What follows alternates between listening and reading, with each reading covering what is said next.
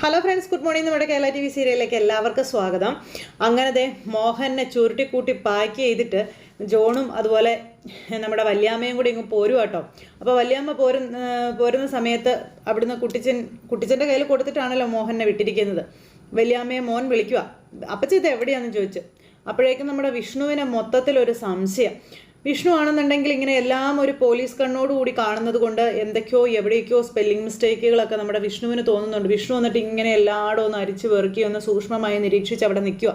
ആ ഒരു സമയത്ത് വല്യാമ്മ മോനോട് പറഞ്ഞു, ഞാൻ ഇപ്പം തന്നെ അങ്ങോട്ടേക്ക് വരുമോ, എൻ്റെ കൂടെ ജോണും ഉണ്ട്, നീ പേടിക്കൊന്നും വേണ്ടാന്ന് പറഞ്ഞു. ഇവിടെ വീണയാണെങ്കിൽ ആകെ ടെൻഷൻ അടിച്ച് നിൽക്കുക, അപ്പച്ചനെ കാണാത്തത് കൊണ്ട് അവൾക്ക് ആകെ ടെൻഷനാണ്. അപ്പച്ചൻ എന്താ ഇത്രയും വൈകുന്നത്, എന്താന്ന് ചോദിച്ചു.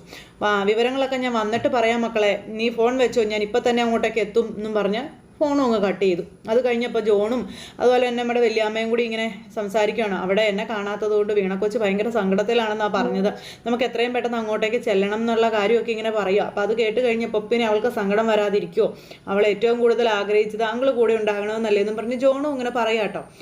അങ്ങനെ ആ ഒരു സമയത്ത് ഇവർ രണ്ടുപേരും കൂടെ അങ്ങനെ സംസാരിച്ചു വന്നിട്ട് വേഗം ഒന്ന് വിട്ടോ ജോണേ എന്നും പറഞ്ഞ് വല്യാമ്മ പറഞ്ഞനുസരിച്ച് ജോണും ഒക്കെ കൂടെ അങ്ങ് പോകുന്നു. അങ്ങനെ വേഗം അവർ മണ്ഡപത്തിലേക്ക് ചെന്നു. അപ്പോഴേക്കും ടീച്ചർ ഇവിടെ നോക്കി നിൽപ്പുണ്ട്. ഇവർ വരുന്നത് എന്തായെന്ന് അറിയാത്തത് കൊണ്ടുള്ളൊരു ടെൻഷനാണ് നമ്മുടെ മേരി ടീച്ചർക്ക്. ഈ നേരത്ത് അവിടെ നമ്മുടെ ടീച്ചറും ആകെ പരിഭ്രമിച്ചു, വെപ്രാളം കയറി ടെൻഷൻ അടിച്ചിരിക്കുവാണ്. അപ്പോൾ ആ ഒരു വീഡിയോ കണ്ടുകൊണ്ടിരുന്ന സമയത്ത് ഷെയ്ക്ക് കാര്യങ്ങളൊക്കെ വന്ന് ഭയങ്കര ഒരു ഇതായിട്ട് എന്തൊക്കെയോ സംഭവിക്കുകയാണെന്ന് ടീച്ചറമ്മക്ക് മനസ്സിലായിരുന്നില്ല. അപ്പോൾ അതിൻ്റെ ഒരു ആദ്യം തീയും തിന്നുകൊണ്ടാണ് ടീച്ചറമ്മ വീടിനകത്ത് ഇരിക്കുന്നത്. ഇനി എന്ത് ചെയ്യുമെന്നുള്ളൊരിതിൽ എങ്ങനെ വിവരം അറിയും, ആരോടൊന്ന് ചോദിക്കും, ആരെയും വിളിക്കാൻ പറ്റത്തില്ല, പിള്ളേരാണെങ്കിൽ ഇങ്ങോട്ട് വിളിക്കുന്നുമില്ല, അവിടുത്തെ സംഭവങ്ങൾ എന്താണ് എങ്ങനെയാണ് ഇതൊന്നും അറിയാത്തതിൻ്റെതായ ഒരു ഇതിൽ ഭയങ്കര വെപ്രാളം കയറി ഭയങ്കര ടെൻഷൻ കയറി ടീച്ചറമ്മ അവിടെ ഇരിക്കുക. ഈ സമയത്താണ് ജോണും വല്യാമ്മയും കൂടെ അങ്ങോട്ടേക്ക് വരുന്നത്. അവർ രണ്ടുപേരും കൂടെ വന്നപ്പോൾ പെട്ടെന്ന് തന്നെ ടീച്ചർ ഓടിച്ചെന്നു. എന്തായി മക്കളെ എന്നും ചോദിച്ചുകൊണ്ട്. അപ്പോഴേക്കും വീണം കൊച്ചെന്തേന്ന് ചോദിച്ചു വല്യാമ്മ. മോളകത്തുണ്ട്, വേഗം അങ്ങോട്ടേക്ക് ചെല്ല്, മോൾക്കാണെങ്കിൽ ആകെ ഒരു സങ്കടം, അവൾക്ക് വേണ്ടപ്പെട്ടവരാരും അടുത്തില്ലാത്തതിൻ്റെ ഒരു വിഷമമായിരുന്നു എന്ന് പറയുമ്പോൾ എൻ്റെ കൊച്ചിന് ഞാനല്ലേ ഉള്ളതെന്ന് പറഞ്ഞുകൊണ്ട് വല്യാമ്മ ഓടി നമ്മുടെ വീടിൻ്റെ അടുത്തേക്ക് പോയിട്ടോ. അപ്പോൾ അവർ അവിടെ റെഡി ആവാനായിട്ടുള്ള റൂമിൽ ഇങ്ങനെ നിൽക്കുകയാണ്. കനിയും അതുപോലെ നമ്മുടെ കല്ലും എല്ലാവരും ഉണ്ട്. അങ്ങനെ ഇരിക്കുമ്പോഴും വിഷമിച്ചാണ് വീണ ഇരിക്കുന്നത്. വീണയെ സമാധാനിപ്പിക്കുക ഇവർ രണ്ടുപേരും കൂടെ. വല്യാമ്മ ഇപ്പോൾ വരുമെന്നും പറഞ്ഞു. അപ്പോൾ അങ്ങനെ നിൽക്കുമ്പോൾ വല്യാമ്മ എന്നാലും ഇങ്ങനെ ഒരു പണി ചെയ്യുന്നു ഞാൻ ഓർത്തില്ലെന്നൊക്കെ പറഞ്ഞ് ഇങ്ങനെ പറയാം. എന്തെങ്കിലും അത്യാവശ്യമില്ലാതെ വല്യാമ്മ അവിടുന്ന് മാറുന്ന ആളൊന്നും അല്ലല്ലോ എന്നും പറഞ്ഞ് കല്ലും ഇങ്ങനെ സമാധാനിപ്പിച്ചുകൊണ്ടേ ഇരിക്കുന്നു. കനിയാണെങ്കിലും അതുപോലെ തന്നെ സമാധാനിപ്പിച്ചുകൊണ്ടിരിക്കുക. ഈ ഒരു സമയത്ത് അവിടെ നിന്ന് നമ്മുടെ ജോണിനോട് ടീച്ചർ ചോദിച്ചു, എന്തായി മോനെ കാര്യം, അയാളെവിടെ, ഞാൻ മോഹൻ, അയാൾ എന്തെങ്കിലും പ്രശ്നത്തിന് വന്നതാണോ എന്ന് ചോദിക്കുമ്പം ഇനി ഒന്നുകൊണ്ടും പേടിക്കേണ്ട, അയാളെ പാക്ക് ചെയ്ത് കുട്ടിച്ചേട്ടൻ്റെ കൂടെ പറഞ്ഞു വിട്ടിട്ടുണ്ട്, കുട്ടിച്ചേട്ടൻ അയാളെ എത്തിക്കേണ്ട അടുത്തേക്ക് എത്തിച്ചോളും, ഇനി പ്രശ്നങ്ങളൊന്നും ഇല്ല എന്ന് പറഞ്ഞു. ഒന്നുമില്ലല്ലോ, നേരല്ലേ മോനെ ചോദിക്കുമ്പോൾ നേരെ അമ്മയെന്ന് പറഞ്ഞു കേട്ടോ. ഞാൻ വല്ലാണ്ട് അങ്ങ് പേടിച്ചു പോയി. ഇന്ന് വരെ അവളുടെ സരസ്വതിയുടെ ജീവിതത്തിൽ അയാൾ നല്ലതൊന്നും വരുത്തിയിട്ടില്ല. വീണയുടെ കാര്യത്തിലും അയാൾ എന്തെങ്കിലും കടുകൈ ചെയ്യുമെന്ന് എനിക്ക് പേടിയുണ്ടായിരുന്നു. അതാ അമ്മ ഇത്രയും വെപ്രാളം കയറി ഇവിടെ നിന്നതെന്നൊക്കെ പറഞ്ഞ് അങ്ങനെ പറയാം. അങ്ങനെ ഒന്നും സംഭവിക്കില്ല അമ്മയെന്നും പറഞ്ഞ് ഇങ്ങനെ ഇവർ സംസാരിച്ചു കേട്ടോ. ഇനിയിപ്പോൾ ബാക്കി ചടങ്ങുകളും കാര്യങ്ങളും ഒക്കെ നടത്തണ്ടേന്നും പറഞ്ഞ് ഇവരകത്തേക്ക് കയറിപ്പോയി. അപ്പോഴാണ് വീണയുടെ അടുത്തേക്ക് വല്യമ്മ കയറി ചെല്ലുന്നത്. വല്യമാമയെ കണ്ടപ്പോഴത്തേക്കും വല്യമാമയെന്നും പറഞ്ഞുകൊണ്ട് ഓടിച്ചെന്നു വീണ. വല്യമാമ ഇത് എവിടെയായിരുന്നു എന്ന് ചോദിക്കുമ്പം ഞാനിങ്ങ് വന്നില്ലേ മോളെ എന്ന് ചോദിച്ചു. എന്നാലും താലുകെട്ട സമയത്ത് വല്യമാമ എൻ്റെ അടുത്ത് വേണമെന്ന് ഞാൻ പറഞ്ഞിരുന്നല്ലേ, വല്യമാമ എന്നിട്ട് എന്തിനാ എൻ്റെ അടുത്തുനിന്ന് പോയെന്ന് ചോദിച്ചപ്പോൾ അത് അത്യാവശ്യമായിട്ടൊരു ആവശ്യത്തിന് പോയതാ. അയ്യോ വല്യമാമയുടെ കൈക്ക് ഇതെന്താ പറ്റിയെന്ന് ചോദിച്ചു. ഒന്നും പറ്റിയില്ലെന്നേ. എന്താ വല്യമാമ പറയുമ്പം ഒന്നുമില്ലടാ, നീ ഇങ്ങനെ എന്തിനാ പേടിക്കുന്നത്, നീ എന്തിനാ ടെൻഷൻ അടിക്കുന്നത്, വല്യമാമ ഇങ്ങനെ വന്നില്ലേ എന്ന് ചോദിച്ചിങ്ങനെ പറയാം കേട്ടോ. അങ്ങനെ പറഞ്ഞുകൊണ്ട് നിന്ന് മോളെ ഇങ്ങനെ കണ്ടു കഴിഞ്ഞപ്പോഴത്തേക്കും എൻ്റെ മോളെ ഈ സാരിയിൽ ഭയങ്കര സുന്ദരിയായിട്ടുണ്ടെന്ന് വല്യമാമ പറഞ്ഞു. അതെ, വല്യമാമയ്ക്ക് എന്നെ ഒരുപാട് ഇഷ്ടമുള്ളത് കൊണ്ടും എൻ്റെ സങ്കടം മാറ്റി എന്നെ സന്തോഷിപ്പിക്കാൻ വേണ്ടി പറയുന്നതല്ലേ, എനിക്കത് അറിയാം എന്ന് പറഞ്ഞു വീണ. ഉവ്വ വല്യമാമ എന്തു പറഞ്ഞാലും മോൾക്കതൊന്നും വിശ്വാസമല്ലേ എന്നും പറഞ്ഞുകൊണ്ട് കനി അന്നേരം അവിടെ നിന്ന് ഇങ്ങനെ പറയാം. അല്ല മോളെ, വല്യമാമ സത്യം പറഞ്ഞതാ, എൻ്റെ മോള് ഒരുപാട് സുന്ദരിയായിട്ടുണ്ടെന്ന് പറഞ്ഞു എൻ്റെ വല്യമാമയെന്നും പറഞ്ഞ് വീണ അന്നേരം വല്യമാമയെ കെട്ടിപ്പിടിക്കുക കേട്ടോ. അങ്ങനെ അവർ കെട്ടിപ്പിടിച്ചിങ്ങനെ അവിടെ നിൽക്കുന്നു. ആ ഒരു സമയത്ത് ഇവിടെ എന്തായിരുന്നെന്നറിയാം വല്യമാമേ, കുഞ്ഞൻ്റെ മുഖത്തെ സങ്കടം എന്തായിരുന്നെന്ന് അറിയാവോ, വല്യമാമ അടുത്തില്ലാത്തത് കൊണ്ടേ ഫോട്ടോയ്ക്ക് പോലും നല്ലൊരു ചിരിയോടുള്ള ഫോട്ടോ പോലും ഇല്ലെന്നൊക്കെ പറഞ്ഞിങ്ങനെ നമ്മുടെ കല്ലുവും പറയാം. ഇനിയിപ്പോൾ നമ്മൾ അങ്ങോട്ടേക്ക് തകർക്കല്ലേ എന്ന് പറഞ്ഞ് വല്യമാമ എന്നിട്ട് ഇങ്ങനെ ഭയങ്കര സ്നേഹത്തോടെ ഇങ്ങനെ വീണയെ ചേർത്ത് പിടിക്കുക. എന്നിട്ട് ഇവരുടെ സംസാരവും കാര്യങ്ങളെല്ലാം കഴിഞ്ഞു. അപ്പോൾ അമ്പലത്തിൽ വെച്ചുള്ള ഒരു താലികെട്ട് ചടങ്ങല്ലേ നടന്നുള്ളൂ. ഇനി മണ്ഡപത്തിലുള്ള വലിയ ഫംഗ്ഷനും കാര്യങ്ങളൊക്കെ കിടക്കല്ലേ. അപ്പോൾ അങ്ങനെ ഇനിയിപ്പോൾ ഫംഗ്ഷനും കാര്യങ്ങൾക്കൊക്കെ പോകണ്ടേന്ന് ചോദിച്ചു. പോണപ്പോൾ വല്യമാമ ഇനിയും വല്യമാമേൻ്റെ അടുത്തൊന്നും മാറരുത് കേട്ടോ, വല്യമാമേൻ്റെ കൂടെ തന്നെ വേണം കേട്ടോ എന്ന് വീണ പറയുമ്പോൾ ഇനി വല്യമാമ മോളുടെ അരികിൽ നിന്ന് എങ്ങോട്ടും പോവില്ല, എന്താ പോരേന്ന് ചോദിച്ചു. മതിയെന്നും പറഞ്ഞു. അങ്ങനെ എല്ലാവരും കൂടി ഇങ്ങനെ ഇവിടെ നിൽക്കുക. ഇത് കഴിഞ്ഞപ്പോൾ നമ്മുടെ കനി പതുക്കെ തപ്പി തേടി ജോണിൻ്റെ അടുത്തേക്ക് വന്നു. ജോണിൻ്റെ അടുത്ത് വന്നപ്പോൾ ജോൺ ഇങ്ങനെ അവിടെ നിൽക്കായിരുന്നു. ഹലോ ജോണേട്ടോ എന്ന് പറഞ്ഞ് കനി വന്നു. ആ താനെന്താടോ? അല്ല ഇടയ്ക്ക് നിങ്ങളെല്ലാവരും കൂടെ ചേർന്ന് എങ്ങോട്ടാ മുങ്ങിയത്? മുങ്ങാനോ? എങ്ങോട്ട് മുങ്ങാൻ? താൻ എന്തൊക്കെയാ പറയുന്നേ? എനിക്ക് കാര്യങ്ങളൊക്കെ മനസ്സിലാകുന്നുണ്ട്, വെറുതെ എന്നെ പറ്റിക്കാനായിട്ട് ജോണേട്ടൻ കള്ളമൊന്നും പറയണ്ട കേട്ടോ എന്ന് ഇങ്ങനെ പറയുമ്പോൾ ഞാൻ കള്ളം പറഞ്ഞെന്നു, തനിക്ക് വെറുതെ തോന്നുന്നതാ, ഞാൻ കള്ളമൊന്നും പറഞ്ഞില്ലടോ എന്ന് പറഞ്ഞു. എനിക്ക് മനസ്സിലാകുന്നുണ്ട് എന്നും പറഞ്ഞുകൊണ്ട് കനി ഇങ്ങനെ നിൽക്കുക.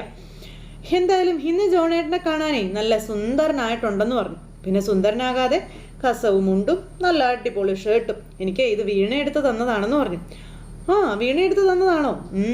അതെ, കല്യാണത്തിന് അവളുടെ വക ഗിഫ്റ്റാണെന്ന് പറയുമ്പം. എന്നാലേ ഒരു കാര്യം കൂടി ജോണേട്ടൻ അറിഞ്ഞോ, ഈ ഷർട്ടും മുണ്ടും സെലക്ട് ചെയ്തത് ഞാനാണ് മാഷേ എന്ന് പറഞ്ഞു. അത് കേട്ടപ്പോഴത്തേക്കും നമ്മുടെ ജോൺ ഇങ്ങനെ കനിയെ ഒരു നോട്ട. കനി അന്നേരം ചമ്മൊന്നും വേണ്ട, കനിയല്ലേ ഇഷ്ടമല്ലാത്തതായിട്ടുള്ളൂ, കനിയുടെ ഡ്രസ്സ് എന്തായാലും ഇഷ്ടമാണെന്ന് പറഞ്ഞല്ലോ, എനിക്ക് സന്തോഷമായി.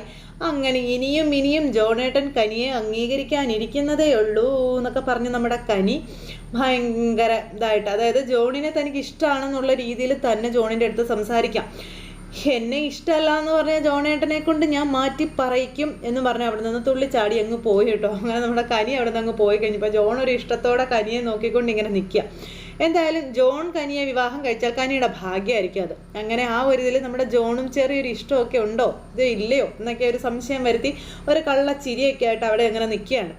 അങ്ങനെ അതെല്ലാം കഴിഞ്ഞു. പിന്നെ നമ്മുടെ ഫംഗ്ഷനുള്ള കാര്യങ്ങളും ഇതെല്ലാം റെഡിയായി. ഈ സമയത്ത് അവിടെ സന്തോഷ് മണ്ഡപത്തിലേക്ക് വന്നിരുന്നു. എല്ലാവരും ചുറ്റിനും വന്നിരിപ്പുണ്ട്. അപ്പോൾ വീണയും കൂട്ടരും എത്തിയില്ല. അവർ ഇങ്ങനെ കുറച്ച് ഒരുക്കങ്ങളും കാര്യങ്ങളൊക്കെ ആയിട്ട് വരുന്നതേ ഉള്ളൂ. അപ്പോഴേക്കും അവിടെ നിന്ന് അമ്മാവന് തുടങ്ങി. അമ്മാവൻ എന്നിട്ട് പെണ്ണ് ഇത്രയും നേരമായിട്ട് എന്നാ വരാത്തത്, പെണ്ണിൻ്റെ വീട്ടുകാർക്ക് ഒരു സമയം നിഷ്ഠയില്ല, കൃത്യനിഷ്ഠയില്ല, അതില്ല ഇതില്ല, മുഹൂർത്ത സമയത്ത് അങ്ങനെ കാണിച്ചു ഇങ്ങനെ കാണിച്ചു എന്നൊക്കെ പറഞ്ഞ് അവിടെ നിന്ന് ഇങ്ങനെ മണിയുടെ ചെവി കടിച്ച് പറിക്കുക. മണിക്ക് പിന്നെ ഇച്ചിരി എന്തെങ്കിലും കിട്ടിയാൽ മതിയല്ലോ, അതുകൊണ്ട് മണി അങ്ങ് പോകുമല്ലോ. ഈ ഒരു സമയത്ത് മണിക്കാണെന്നുണ്ടെങ്കിൽ ഭയങ്കര തന്നിട്ട് സന്തോഷിനോട് ഇങ്ങനെ ഓരോന്ന് പറയാൻ നോക്കുമ്പോൾ അമ്മയൊന്നും മിണ്ടാതിരിക്കുക അമ്മയെന്നും പറഞ്ഞുകൊണ്ട് ഇങ്ങനെ സന്തോഷം പറഞ്ഞു. അവർ വരേണ്ട സമയമാകുമ്പോൾ അവർ വന്നോളും, അമ്മ അതിനിങ്ങനെ കിടന്ന് വെപ്രാളം കൂട്ടണ്ടെന്നും പറഞ്ഞുകൊണ്ട് ഇങ്ങനെ സന്തോഷം പതുക്കെ അമ്മയോട് പറയുവാണേ. അത് കഴിഞ്ഞതിന് ശേഷം പിന്നെ നമ്മുടെ ടീച്ചറമ്മ അവിടെ വീടിനകത്ത് ഇങ്ങനെ ഒറ്റപ്പെട്ട് ഇങ്ങനെ ആകെ വിഷമിച്ചിരിക്കുക, വിവരങ്ങളൊന്നും അറിയാൻ പറ്റാത്തതുകൊണ്ട്. അപ്പോൾ തന്നെ നമ്മുടെ കല്ലു ഫോൺ എടുത്ത് വിളിച്ചു. അപ്പോൾ മോളെ കല്ലു, ഞാൻ നീ വിളിക്കുന്നു നോക്കിയിരിക്കായിരുന്നു, എന്താ അവിടെ സംഭവിച്ചത്, എന്താ പ്രശ്നമെന്ന് ചോദിച്ചു. ഇവിടെ പ്രശ്നങ്ങളും കാര്യങ്ങളൊന്നും ഇല്ല അമ്മമ്മ വിഷമിക്കൊന്നും വേണ്ട, അതന്നേരം ചെറിയൊരു മിസ്റ്റേക്കും കാര്യങ്ങളൊക്കെ വന്നതാണ്, ഞാൻ വീണ്ടും അത് കണക്ട് ചെയ്തിട്ടുണ്ട്, അമ്മമ്മ നോക്ക് കേട്ടോ. ഇനി താലികെട്ട് കഴിഞ്ഞിട്ടുള്ള ഫംഗ്ഷനും കാര്യങ്ങളും ഒക്കെയാണ് നടക്കാൻ പോകുന്നത്, മാലയുടെ ചടങ്ങൊക്കെയാണ് നടക്കാൻ പോകണമെന്നൊക്കെ പറഞ്ഞു. അങ്ങനെ അതെല്ലാം പറഞ്ഞതേ നമ്മുടെ ടീച്ചറമ്മയെ വീണ്ടും ഈ ഒരു വിശേഷങ്ങളും കാര്യങ്ങളൊക്കെ കാണിച്ചു കൊടുക്കാനായിട്ട് കണക്ട് ചെയ്യിച്ച് എല്ലാം സെറ്റാക്കി. ആ ഒരു സമയത്ത് ടീച്ചറമ്മ ഇതൊക്കെ കാണും. അപ്പോഴേക്കും നമ്മുടെ വീണ അവിടെ നിന്ന് വന്നു. വീണയെ 4 വശത്തും ഇങ്ങനെ ആൾക്കാരിങ്ങനെ ഭയങ്കര സെറ്റപ്പായിട്ടൊക്കെ ഇങ്ങനെ നിർത്തി ഒരു പൂവിൻ്റെ ആ ഒരു കുടയൊക്കെ ചൂടിച്ച് അങ്ങനെ ഭംഗിയായിട്ട് ഇങ്ങനെ കൊണ്ടുവരും. അപ്പോൾ വീണ ഇങ്ങനെ ഭയങ്കര ഒരു എന്നാ പറയുന്ന ഒരു ഭയങ്കര ധൈര്യത്തോടു കൂടി ഇപ്പം നടന്നു വരുന്നത്. കാരണം വല്യാമ്മ കൂടെ ഉണ്ട്. ഇത്രയും നേരം താൻ ഒറ്റയ്ക്കായിരുന്നു, വല്യാമ്മ കൂടെ ഇല്ലാത്തതിൻ്റെ ഒരു വിഷമമായിരുന്നു നമ്മുടെ വീണയ്ക്ക്. വല്യാമ്മ വന്നു കഴിഞ്ഞപ്പോൾ വീണ ഡബിൾ സ്ട്രോങ് ആയി. വീണ അങ്ങനെ നല്ല ധൈര്യമായിട്ട് ഇങ്ങനെ വരും. അപ്പോൾ സന്തോഷം ഇങ്ങനെ വീണയെ കണ്ടു കഴിഞ്ഞപ്പോൾ ഭയങ്കര സന്തോഷത്തോടെ ഇങ്ങനെ ഇരിക്കുക കേട്ടോ.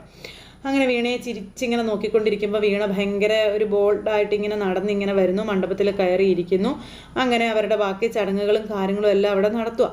അപ്പോൾ അതെല്ലാം അമ്മ അവിടെ ഇരുന്ന് കാണുവാണ്. അമ്മയുടെ മനസ്സൊക്കെ നിറഞ്ഞു. മോഹനൻ എവിടെ പോയെന്നോ എങ്ങോട്ട് പോയെന്നോ അല്ലെങ്കിൽ എവിടെ കൊണ്ട് തള്ളിയെന്നോ ഒന്നും അറിയില്ല.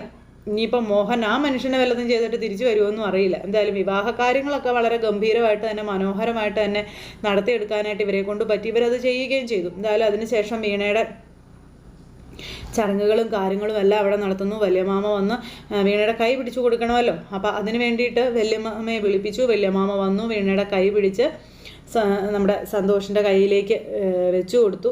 അങ്ങനെ ആ ഒരു ഇതെല്ലാം ആ ഒരു വിവാഹം വളരെ മംഗളമായിട്ട് തന്നെ നടന്നു. തൻ്റെ മകളെ വീട്ടിലിരുന്ന് തലയിൽ തൊട്ട് മനസ്സ് നിറഞ്ഞ് അനുഗ്രഹിച്ച് നമ്മുടെ ടീച്ചറമ്മ അങ്ങനെ അവിടെ ഇരിക്കുന്നു. അങ്ങനെ ഈ വിവാഹവും വിവാഹ വിശേഷങ്ങളൊക്കെ നല്ല രസകരമായിട്ടുള്ള രീതിയിൽ നടന്നു ഒക്കെയുള്ളൊരു എപ്പിസോഡാണ് ഇന്നത്തേത്. അപ്പോൾ എല്ലാവരും കാത്തിരുന്ന് കാണണം കേട്ടോ. ആരും തന്നെ മിസ് ചെയ്ത് കളയരുതേ. എല്ലാവരും കാത്തിരുന്ന് കാണുമെന്നുള്ള ശുഭപ്രതീക്ഷയോടുകൂടി നിർത്തുന്നു. വീണ്ടും കാണുന്നത് വരെ എല്ലാവർക്കും ടാറ്റാ.